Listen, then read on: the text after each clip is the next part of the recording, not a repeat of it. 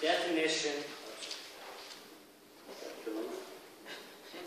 definition of a zombie is a resurrected corpse which is brought back to life due to a disease or witchcraft. Zombies are sometimes referred to as the living dead or the undead, and are the source of many popular horror movies and television shows which become increasingly popular during the Halloween season. Zombies often attack and try to eat fully alive humans until the humans become zombies themselves. First off, did you ever think you'd hear a preacher start a sermon talking about zombies? Me neither. In the popular show, The Walking Dead, Rick Grimes is a former sheriff and now leader of a group of survivors trying to stay alive from flesh-eating undead zombies. Rick the sheriff, he is searching for a little girl, Sophie, a member of their group who got lost when two zombies were after them. In the search for Sophie, Rick stumbles upon this farm. And on this farm, Rick meets Herschel, who's an old veterinarian and a man of faith, and Herschel's family. And Rick and his group of survivors, they join forces with Herschel and his family on this farm in the search for Sophie. But while on this farm, Rick's group, they stumble upon this barn that Herschel has locked up, and they soon discover that there are hundreds of zombies locked up in this barn. And this sparks a debate between Rick's group and Herschel's family. Herschel's wife, you see, has become a zombie, and he doesn't want to give up hope that somehow, some way, there might be a cure for these zombies, and so he doesn't want to kill them. So he has them locked up all in this barn. Now, Rick and his group, they see these zombies simply as flesh-eating monsters who are already dead beyond any hope. Many of these zombies have killed members of their own group, and they don't want to experience any more casualties among them. They see the zombies only as a threat that must be eliminated before members of their group get hurt. Now, one of the unruly members of Rick's group, Shane, he's tired of this debate, and he decides to take matters into his own hands. And Shane breaks open the barn doors, forcing everyone to start eliminating these zombies. And everyone does their part in destroying these zombies before they try to attack someone else. And all of the zombies are eliminated without anyone else getting hurt. And it seems that all of the zombies are gone until one last zombie steps out of the barn. A little girl. Is Sophie. Suddenly, the decision to kill these zombies doesn't seem so easy when one of the zombies is a member of their own group. Sophie's mom, Carol, is among them, and she starts hysterically crying when she sees Sophie. And the group knows what they must do. Rick takes responsibility as the leader, and he eliminates this last zombie, because Sophie is not Sophie anymore. Yet, this fictional, gruesome television show raises some important practical questions for us in our real lives today. When is someone beyond repair and beyond any hope of coming back to life? What zombies do we exclude from our lives because of our own fears? And would we still think of someone as an evil, flesh-eating zombie if they were a part of our family, our group? This could raise questions for us as far as the death penalty or wars. When is someone too far gone that he or she should be eliminated from this earth? Where do we have the right to choose? How far should we go to defend ourselves? Sometimes our fears, they might be warranted and we have to protect ourselves, but sometimes are our fears simply social taboos or misconceptions that we believe just because Channel 5 says so? We're quick to label someone a zombie as someone beyond repair because of what we see on television or because of personal experiences. See, Jennifer Thompson Canino, she was raped one evening in her home by a black male. She picked Ronald Cotton out of the lineup as the black man who was her rapist, and he spent 10 years in jail. When they came out with DNA testing, it was discovered from old evidence that Cotton was not Jennifer's rapist, but a different man who was already in prison for a separate crime. Sometimes we label someone as a zombie, we judge a book by its cover, and we get it all wrong. This can be as simple as stereotyping persons of color, or as we see on the news a lot right now, painting Democrats or Republicans as zombies because they think a little different than we do. It's easy to paint someone a certain way, yet it becomes increasingly difficult to judge someone as being beyond hope or repair when they are one of our own. I remember being just unsympathetic and simply apathetic towards persons that had committed suicide. It was easy for me to believe what other people had told me, that people who commit suicide are going to hell. But when it was one of my own friends that committed suicide, it wasn't so easy to judge him, and I wanted to believe that there was some hope somewhere for my friend who I thought so highly of, and not just for him, but for his family. See, we hear a lot about terrorists and murderers and sex offenders in the news, but would your opinion of that person change if it was someone from your own family? I mean, I'm not saying that people don't need to face the consequences of their actions, but could you still believe that there is some glimmer of hope if it was someone from your own family? Or if it was you? Romans 3:23, for all have sinned and fallen short of the glory of God. We've all been zombies at some point in our lives, and we've all been wrongly labeled by someone as a zombie without us even knowing it. People who call someone retarded are generally labeling someone who they don't know much about. People who are abled differently can make a huge impact in this world and are not beyond repair or admiration or compassion. Criminals and those who are able differently and persons of color and anyone who might frighten you for one reason or another is a child of God who is loved by God and who should be loved by us. As Don Miller says, I pray that every time I meet someone, I see Jesus inside of that person. I pray that every time I meet someone, I see Jesus inside of that person.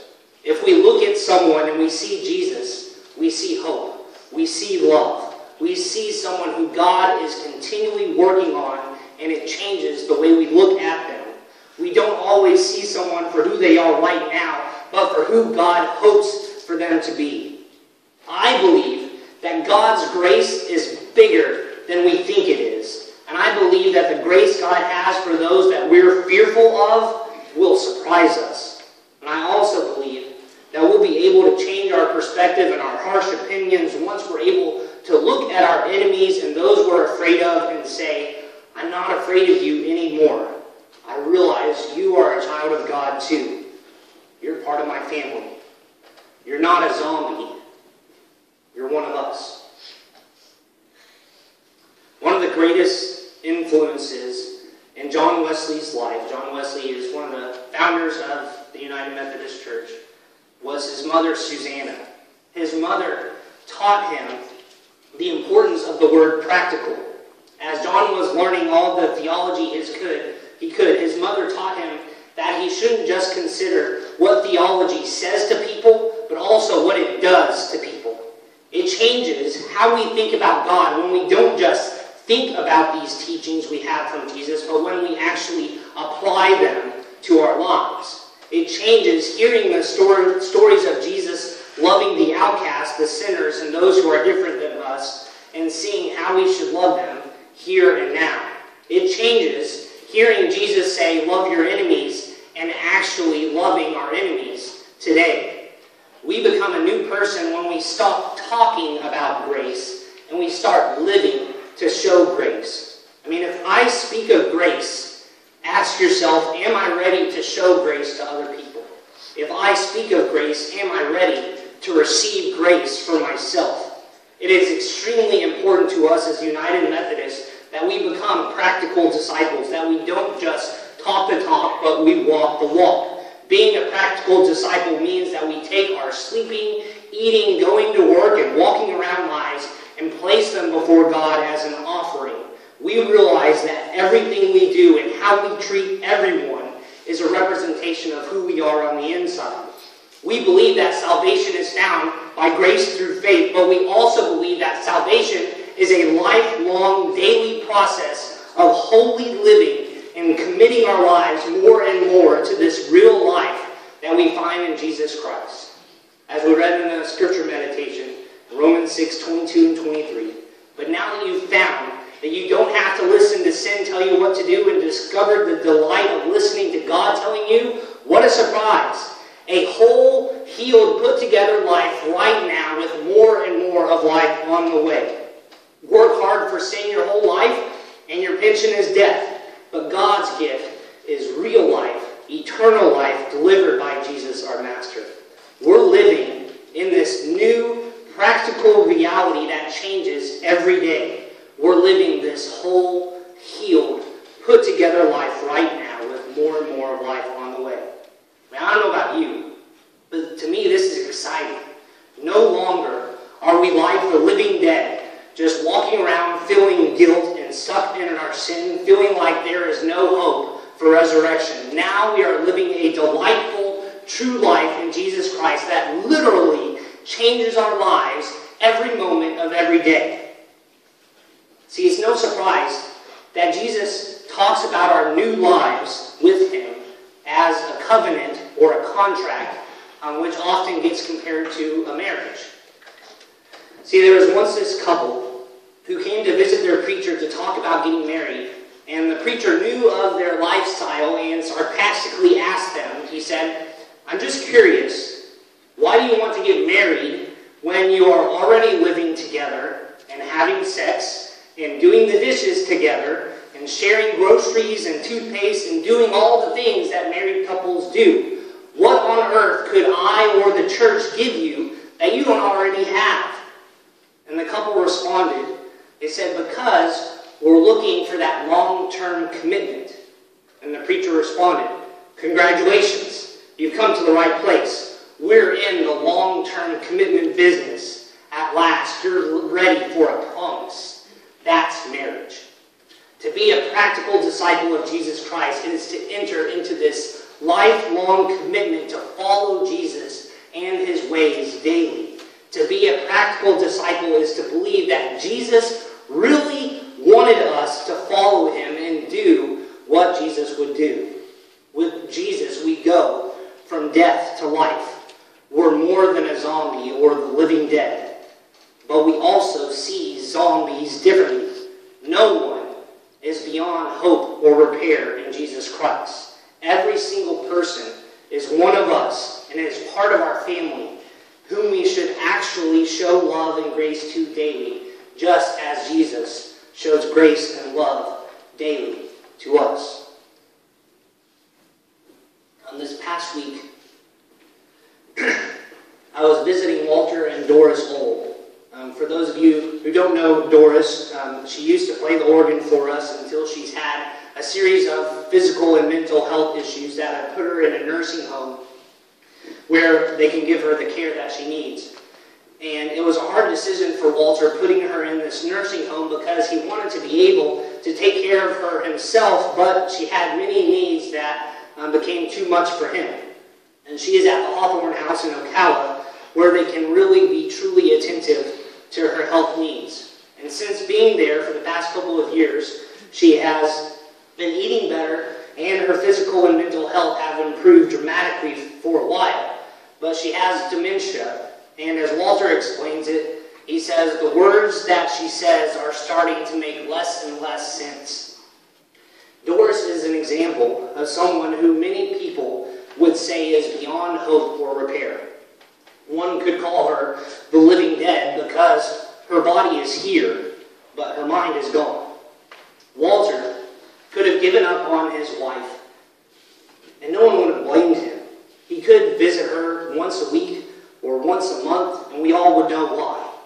But Walter, he's moved from his house to the new apartments that are directly connected to the Hawthorne House where Doris stays. He was tired of driving daily to see Doris, so now he literally walks downstairs from his apartment and across a few hallways to be with his wife as much as possible. When Doris said that she thought I was her chiropractor, I realized that she didn't know who I was anymore. even though we've talked quite a few times over the past couple of years, and she used to know my name. And I asked Walter if she still knew who he was, and he said yes. Walter said that his biggest job is to take Doris from her room to the cafeteria for mealtime to get her to eat. And when I met Doris, she was on a feeding tube, and she wouldn't eat solid foods at all because of something that her mind made up. The nurses could be the ones to take Doris to eat, but Walter, he took this upon himself to help her to eat, to keep her alive, and to have every meal with her as her husband. As I watched Walter pull Doris to the side of the bed and get her to sit up so he could put on her socks and her shoes and take her to the cafeteria, it was one of the holiest moments I think I've ever witnessed in my entire life. Walter's love for his wife is the definition of unconditional love. Someone who could be called a zombie, a person beyond hope or repair, and not many people would argue with them, is the same person that Walter calls his wife. Walter showed me what God's grace and love looks like. Walter has shown us what it looks like to have this lifelong commitment and to be a practical disciple of Jesus Christ.